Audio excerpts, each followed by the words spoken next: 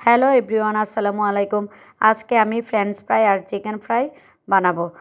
প্রথমে আমি আলুটাকে হালকা ভাপ দিয়ে তার মধ্যে আদা রসুন বাটা এবং হলুদ মরিচ ধনিয়া গুঁড়া এবং পরিমাণ মতো লবণ, তারপর এটার মধ্যে আমি সাদা গোলমরিচের গুঁড়া দিয়ে দিলাম। সাদা গোলমরিচের গুঁড়োটা দিয়ে ভালোভাবে আলুটাকে আমি মিক্সড করে নিলাম।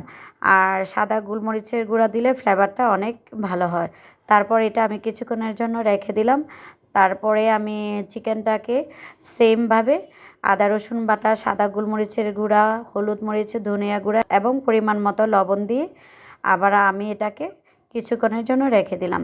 তারপর আলুটার মধ্যে আমি পরিমাণ মতো ময়দা দিয়ে গরম তেলে ভেজে নিব।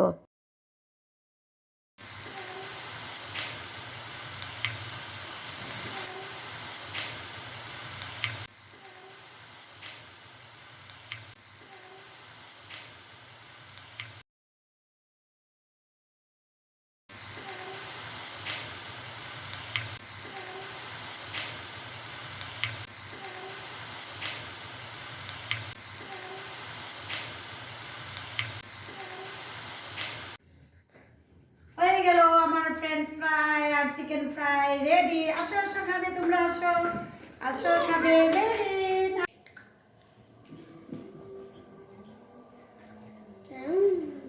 হাই মেরিন, তুমি কি খাচ্ছ?